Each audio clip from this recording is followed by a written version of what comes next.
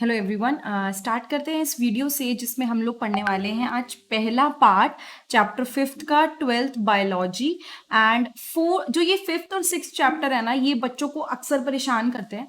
But obviously I am going to cover the NCERT part, और उसके साथ साथ कुछ एक्स्ट्रा चीज़ें मैं इन सीरीज में पढ़ाने वाली हूँ, जिसमें मैं आपको ये वाला चैप्टर और उसके नेक्स्ट चैप्टर कवर कराऊंगी। इवोल्यूशन के लिए एक अलग से सीरीज है, उसको आप चेक कर सकते हो, नीचे डिस्क्रिप्शन बॉक्स में आपको लिंक मिल जाएगा। तो स्टार्ट करते हैं।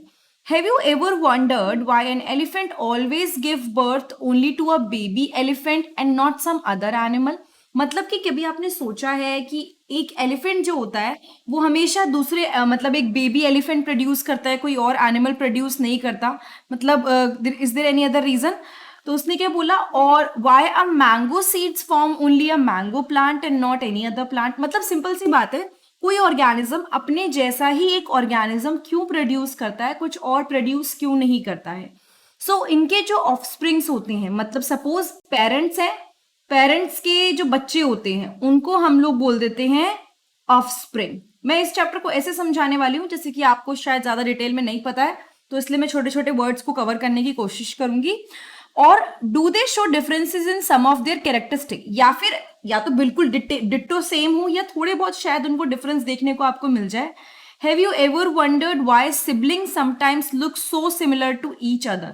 आपने कभी सोचा है कि सिबलिंग्स जो होते हैं, भाई बहन जो होते हैं, कई चीजें उनकी बहुत सेम होती हैं, कई आदतें उनकी बहुत सेम होती हैं, कई बार तो शक्ल भी बहुत हद तक सेम होती है। सो कई बार डिफरेंट भी होती है, दोनों चीजें देखने को मिलती हैं। काफी सारे ऐसे क्वेश्चंस हैं जिसके साथ हम लोग डील करेंगे। और कौन सी ब्रांच है जिसमें हम ये चीजें पढ़ते हैं? बायोलॉजी की जैसे अलग अलग ब्रांच होती है, इकोलॉजी हो गई, और अगर मैं बात करूं रिप्रोडक्शन अलग हो गए, प्लांट फिजियोलॉजी अलग हो गई, वैसे ही वो वाली ब्रांच जिसमें हम लोग पढ़ते हैं अबाउट दिस थिंग कि पेरेंट्स के साथ क्या रिलेशन है बच्चों का, या जो ये जिसे कहते हैं ना हेरिडिटरी, और ये सारी चीजें मिल जाती हैं, उस ब्रांच को हम लोग जेनेटिक्स बोलते हैं। This subject deals with the inheritance as well as the variation of characters from parents to offspring। तो ये जो सब्जेक्ट है ये डील करता है इनहेरिटेंस के साथ, मतलब कि दिस डील्स विद इनहेरिटेंस, यानी कि ये कई हद तक कैसे पेरेंट्स से बच्चों में कोई चीज पास ऑन होती है उसके साथ डील करता है। As well as the variation of characters from parents to offspring. उसके अलावा क्या देखने को मिल सकता है? कैरेक्टर का वेरिएशन पेरेंट्स से ऑफस्प्रिंग में। मतलब कि हो सकता है कि पेरेंट्स से कोई चीज ट्रांसफर हुई हो बच्चों में, बट एग्जैक्ट नहीं होते, कुछ ना कुछ चेंजेस आपको देखने को मिलते हैं। वेरिएशन वो चीज होती है, वेरिएशन मतलब बदलाव। ये भी पॉसिबल है कि डिट्टो सेम टू सेम चीज ट्रांसफर हो सकता है थोड़ा सा वेरिएशन भी हो, दोनों चीजें हैं। इनहेरिटेंस अब होता क्या है? अगर आपसे कोई पूछे कि ये इनहेरिटेंस क्या है, जिससे हम सुनते हैं ना ये इनहेरिटेड है, दिस प्रॉपर्टी इज इनहेरिटेड, मतलब हमको हमारे पूर्वजों से मिली है। सो इनहेरिटेंस एक प्रोसेस है जिसमें जो कैरेक्टर्स होते हैं वो पास होते हैं पेरेंट्स टू प्रोजेनी, मतलब पेरेंट्स ने अपने बच्चों में वो पास कर दिए, उसको हम लोग इनहेरिटेंस बोलते हैं। It is the basis of heredity. Heredity का एकदम बेसिस है व्हाट, जिसे बोलते हैं इनहेरिटेंस। और variation is the degree. Variation क्या होता है? कितना बदलाव आया है। मतलब जो, अगर मैं ऊपर वाले एग्जाम्पल की तरफ चलूं, पेरेंट्स में कुछ कैरेक्टरिस्टिक्स थी लेकिन ऑफस्प्रिंग में, बच्चों में आते आते कितना बदलाव देखने को मिला है, वो हम इसमें पढ़ते हैं। Humans knew from as early as 8000 2000 BC, sorry, हाँ 8000 to 9000 BC, sorry, that one of the causes of variation was hidden in sexual reproduction। कि अगर ऐसा, मतलब पता चला कि अगर वेरिएशन कहीं देखने को मिल रही है तो उसका कहीं ना कहीं रिलेशन किसके साथ है बच्चा? सेक्सुअल रिप्रोडक्शन के साथ उसका रिलेशन है। ये तो एक बात हुई। They exploited the variations that were naturally present in the wild population of plants and animals to selectively breed and select for organisms that possessed desirable characters। दोबारा से सुनिए, उन्होंने क्या करा? वेरिएशंस को एक्सप्लॉइट किया ना। वेरिएशंस मतलब सपोज पेरेंट्स से बच्चों में कुछ चेंजेस आए, उनको उन्होंने देखा कि wild population of plant and animal, जैसे कि सपोज हम बोल रहे हैं कि आम है, हम आम खा सकते हैं, लेकिन कई ऐसे आम होंगे जो जंगली आम होंगे, मतलब I am just giving you an example, जो मतलब खाए नहीं गए होंगे, जो वाइल्ड में उगते हैं, जिनको ऐसा हम जिसके बारे में नॉलेज नहीं होगी। सो हम उन वेराइटी को, जो उसी चीज की वेराइटी है, उस आम की ही वेराइटी को हम लोग देखें, सेलेक्ट करें, ब्रीड को सेलेक्ट करें, एंड देन फाइनली हमको हमारे डिजायरेबल कैरेक्टर मिल जाए, ये सारी चीजें आती हैं। तो वेरिएशंस को यूज करके बहुत सारी चीजें की गई हैं। और जैसे ये मैंने बताया आपको एक ब्रीड वाला एग्जाम्पल कि ब्रीडिंग बहुत कॉमन है, मतलब कि हम लोग सिलेक्टेड चीजों को ही ब्रीड कराएं। हम ये नहीं कि कुछ भी ब्रीड करवा देंगे, लेकिन जो कैरेक्टर्स हमें चाहिए उसको अकॉर्डिंगली ब्रीड करवाना। For example, through artificial selection and domestication from ancestral wild cows we have well known Indian breed Sahiwal cows of in Punjab. मतलब ये एक एग्जाम्पल दिया है, इसको मार्क कर लीजिए। क्या बोला उसने कि with the help of artificial selection, मतलब ये नेचुरल नहीं हुआ कि कोई स्पीसीज नेचुरली बन गई, नहीं, हमने देखा कि हमको इसकी कैरेक्टरिस्टिक पसंद आई एक पर्टिकुलर टाइप की काऊ की, हमने देखा हमें दूसरी काऊ की कैरेक्टरिस्टिक पसंद आई, और फाइनली हमने एक काऊ प्रोड्यूस करी जिसका नाम है साहिवाल काउज इन पंजाब, जिसमें वो डिजायर्ड कैरेक्टरिस्टिक्स हैं जो हमको चाहिए।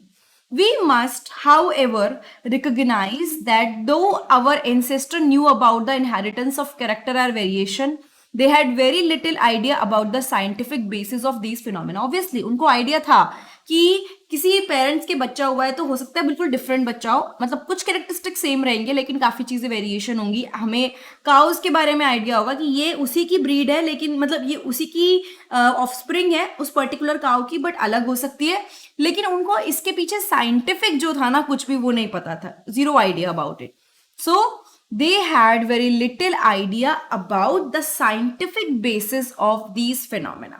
ठीक है, आई एम होपिंग कि आपको ये थोड़ा सा समझ में आया होगा कि हम क्या पढ़ने वाले हैं। नाउ एक साइंटिस्ट है, बहुत famous scientist, everyone knows about him, and he was Mendel laws of, मतलब मेंडल। और इनके जो ये लॉज ऑफ इनहेरिटेंस हैं, they are the first thing जो आपको पढ़ने को मिलेगी जब भी आप ये चैप्टर स्टडी करोगे regarding inheritance, regarding genes, regarding alleles, जो आपको धीरे धीरे पता चलेगा। कोई पार्ट मुझे लगेगा कि आपको डिटेल में नहीं आ रहा है या फिर वो इसमें इनफ नहीं है समझाने के लिए, तो मैं उस पर एक सेपरेट वीडियो बना दूंगी। बट स्टार्ट करते हैं इस पर्टिकुलर पार्ट से। It was during the mid 19th century that headway was made in understanding of inheritance. थोड़ा बहुत मिड 19th सेंचुरी के टाइम तक स्टार्ट हो गया था समझना कि ये इनहेरिटेंस है क्या चीज, उसको समझने की कोशिश स्टार्ट हो गई थी। ठीक है, ग्रेगोर मेंडल, नाम याद कर लीजिए। बायोलॉजी में एक चीज और होती है, सपोज आपको नाम याद नहीं हुआ, पूरा नाम याद नहीं हुआ, तो फर्स्ट लेटर को याद करके डॉट लगा के आप ऐसे लिख दोगे पेपर में तो भी आपका गलत नहीं होगा, it will never be wrong. ठीक है, but for knowledge obviously you need to study, but गलत नहीं होगा, ये मैं कह रही हूँ। सो उन्होंने कंडक्ट किया hybridization experiment on peas for 7 years। 7 साल तक पीस पे हाइब्रिडाइजेशन एक्सपेरिमेंट, मतलब मिलाना। हाइब्रिड क्या होता है? ये हाइब्रिड है, मतलब इसमें इसकी भी कैरेक्टरिस्टिक है, इसकी भी कैरेक्टरिस्टिक है, दो चीजों को मिला के हमने हाइब्रिड बनाई है। तो ग्रेगोर मेंडल ने हाइब्रिडाइजेशन एक्सपेरिमेंट कंडक्ट किया मटर पे, पीस पे 7 साल तक, साल भी दे रखे कौन से, और उसके बाद finally he came up with laws of inheritance, जो आज के टाइम पे बहुत इंपॉर्टेंट है जब आप बायोलॉजी पढ़ते हैं। ठीक है, ये समझ में आया? So during Mendel investigations into inheritance pattern, it was for the first time that statistical analysis and mathematical logic were applied to problems in biology. देखो, जब तक मैंडल ने नहीं किया था ना, तब तक किसी ने मैथ्स को बायोलॉजी के साथ अप्लाई नहीं किया था। मतलब कोई सोच नहीं सकता था कि बायोलॉजी और मैथ्स का कॉम्बिनेशन हो सकता है, लाइक हम लोग बायोलॉजी के लिए मैथ्स यूज करें, but he was the first one. And आगे आप पढ़ोगे कि वो भी कुछ लोगों को मतलब होता है ना, दे वर अगेंस्ट इट कि मैथ्स कैसे यूज हो रही है। So let's see. His experiment had a large sampling size. Sampling size क्या होता है? जब आप कोई चीज की स्टडी करते हो, सपोज आप एक डिजीज की स्टडी कर रहे हो एक पॉपुलेशन के अंदर, तो आप लोग ये देखते हो कि वो जो बीमारी है वो सपोज कि वो कितने लोगों में है, तो आप उसके लिए 10-15 लोगों को नहीं लोगे, आप सैंपल बहुत बड़ा लोगे, आप लोग 1000, 3000, 4000 लोग लोगे, तो उनकी जो सैम्पलिंग साइज था वो काफी बड़ा था, which gave greater credibility to the data that he collected. तो जब ज्यादा अच्छा सैंपल साइज लेते हैं ना, तो ऑटोमेटिकली ऐसा हो जाता है कि रिजल्ट अच्छा आएगा, क्योंकि थोड़े कम छोटे सैंपल में रिजल्ट अच्छा आने के चांसेस नहीं होते, लेकिन जब ज्यादा अच्छा सैंपल साइज लेते हैं तो चांसेस होते हैं कि रिजल्ट भी सही आएगा। Also, the confirmation of his interferences from experiment on successive generation of his test plant proved that his result pointed to general rules of inheritance rather than being unsubstantiated ideas.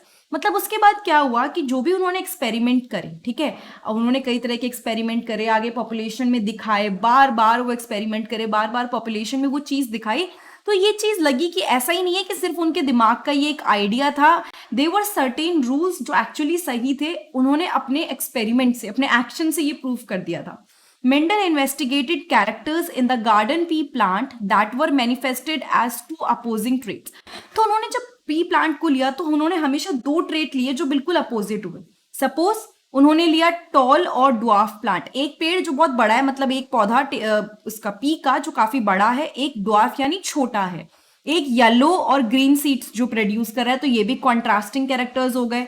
तो इससे क्या हुआ, उनको एक idea लग गया कि suppose हम किसी चीज की स्टडी कर रहे हैं, ठीक है, तो हमें देखना है कि वो चीज ट्रांसफर हो रही है या नहीं हो रही है, कितनी हो रही है, तो उसके लिए हम दोनों कंट्रास्टिंग कैरेक्टर्स लेंगे, कंट्रास्ट मतलब बिल्कुल अलग में लेंगे, तो उससे फायदा क्या होगा, हम लोग स्टडी कर पाएंगे।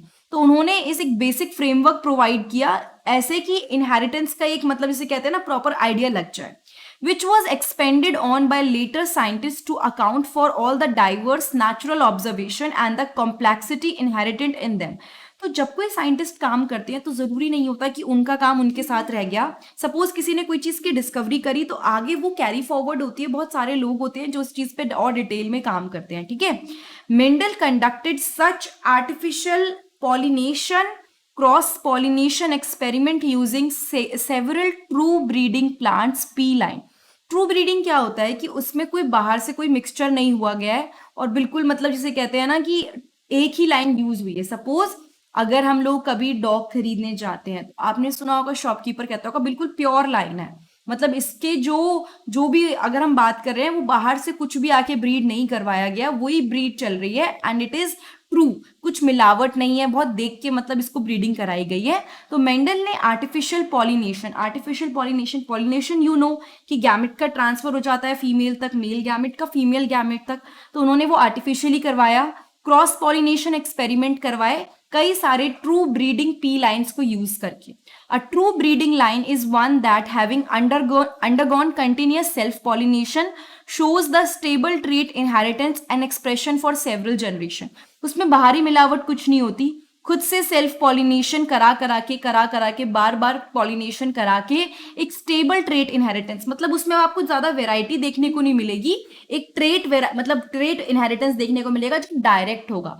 फिर से समझा देती हूँ क्योंकि शायद नहीं समझ में आया हो कि सपोज उन्होंने सेल्फ पॉलिनेशन कराया तो एक पी प्लांट लिया जो टॉल था, तो उसको इतनी बार उन्होंने मतलब सेल्फ पॉलिनेट करवाया, उसकी ऑफस्प्रिंग बनवाए उस टॉल प्लांट के, एंश्योर हो जाए कि इसमें कोई और कैरेक्टरिस्टिक आके नहीं मिले हुए, स्टेबल एकदम ट्रेट इनहेरिटेंस जो है वो स्टेबल है एंड कई जनरेशन तक सेम रहा है, that is come under true breeding या फिर जिसे हम बोलते हैं ना एकदम stable kind of. So Mendel ने 14 true breeding pea plant varieties ली, कितनी ली 14, and as a pair which were similar except for one character with contrasting trait. हर एक चीज उनके में सेम थी, पेयर्स में ली उन्होंने वो चीजें, लेकिन एक ट्रेट उन्होंने अलग रखा, जैसे कि कॉन्ट्रास्टिंग ट्रेट एक हो गया, सपोज वन इज जो शो कर रहा है कि टॉल है, तो दूसरा एकदम कॉन्ट्रास्ट में शो कर रहा है कि ड्वार्फ है। Some of the contrasting trait selected were smooth और रिंकल्ड सीड्स। कुछ चीज क्या थी, स्मूथ सीड्स लिए और रिंकल्ड सीड लिए जिसमें बहुत ज्यादा रिंकल्स थे। इन्फ्लेटेड और कंस्ट्रिक्टेड ग्रीन और येलो पॉट्स, मतलब कि फूले से या फिर बहुत सुकड़े से ऐसे ग्रीन या येलो पॉट्स लिए, टॉल और ड्वार्फ प्लांट्स लिए। आपको अभी टेबल में पता चल जाएगा, मैं यहाँ पे दिखा देती हूँ। ये देखो राउंड और wrinkled, yellow and green, violet colour की बात हुई है, ये व्हाइट, फुल और कंस्ट्रिक्टेड मतलब पूरा, ये देखो फुल है ना, ये ऐसे कंस्ट्रिक्टेड मतलब इस तरह की कई पी प्लांट ऐसे आते हैं जिनके जो ऐसे होते हैं, मतलब जो पी निकलता है उसमें से थोड़ा ऐसे कंस्ट्रिक्टेड सा निकलता है। ग्रीन येलो ले लिया, एक्सियल टर्मिनल, और ये देखो यहाँ पे ये एक जगह पे टर्मिनल देखो, यहाँ पे एक जगह पे खत्म हो रहा है, एक्सियल में ये अलग अलग जगह जाके जा रहा है, ठीक है, फ्लावर की पोजीशन की बात हो रही है, तो यहाँ सबके सब एक साथ खत्म हो रहे हैं लेकिन यहाँ अलग अलग जगह हैं, टॉल और ड्वार्फ। तो काफी सारी वेराइटी उन्होंने ली, आप लोग यहाँ पे देख सकते हो कि उन्होंने टोटल कितने ट्रेट लिए। फिर से यहाँ पे एक चीज बता देती हूँ, प्लांट वेराइटी 14 ट्रू ब्रीडिंग ली, और कॉन्ट्रास्टिंग ट्रेट सबके देख लीजिए आप लोग, height, colour, position, pod shape, pod colour, और शेप का मतलब वही चुपका size constricted, colour, shape, seed colour. तो ये सारी चीजें हमें देखने को मिली। तो I think we have done this one. और इस वाले पार्ट में मैं सिर्फ इतना ही पढ़ाऊंगी क्योंकि एक इंट्रोडक्शन आपको देना था about the Mendel law of inheritance. इसके नेक्स्ट पार्ट में जो ये पूरी सीरीज होगी उसमें मैं आपको काफी सारी चीजें पढ़ाने वाली हूँ, जैसे कि इनहेरिटेंस ऑफ वन जीन। आप लोग फाइलेल प्रोजेनी वगैरह पढ़ेंगे, थोड़ा बहुत जैसे कहते हैं टेस्ट क्रॉस, सेल्फ क्रॉस पढ़ेंगे। It is a very easy chapter, but अगर आप इसको डिटेल में नहीं समझेंगे स्टार्टिंग में बेस में तो थोड़ा सा डिफिकल्ट लगेगा, लेकिन अगर एक बार समझ गए तो this will be the easiest chapter for you. तो मैं आपसे रिक्वेस्ट करूंगी कि अगर आप ये वीडियो देख रहे हैं या ऑलरेडी आप मतलब चल रही है तो आगे की जितनी भी सीरीज है ना उसको जरूर देखना, ताकि आपको इस चैप्टर की अंडरस्टैंडिंग बने। और दूसरी चीज, अगर आपको 12th की और वीडियोस देखनी है एनसीईआरटी पे जो फोकस्ड है, क्योंकि मैं एनसीईआरटी पे ही फोकस्ड वीडियो बनाती हूँ, तो आप लोग नीचे डिस्क्रिप्शन बॉक्स में प्लेलिस्ट दे रखी है, अलग अलग चीजों, अलग अलग यूनिट्स की प्लेलिस्ट दे रखी है। आप उस पर जाके क्लिक करो, आपको अपने लायक कोई ना कोई वीडियो जरूर मिल जाएगी। उसके अलावा टेलीग्राम चैनल जरूर फॉलो कर लेना, मैं वहां पे कभी कभार अपडेट डालती रहती हूँ, तो आपको थोड़ा बहुत आइडिया लग जाएगा कि कौन सी वीडियो आने वाली है। ठीक है, सो आई सी यू नेक्स्ट टाइम। अगर वीडियो अच्छी लगी तो लाइक, कमेंट, सब्सक्राइब और शेयर करना बिल्कुल मत भूलिएगा, ये मुझे मोटिवेट करेगा थोड़ा और ज्यादा वीडियोज बनाने के लिए। So thank you so much, I see you in the next video.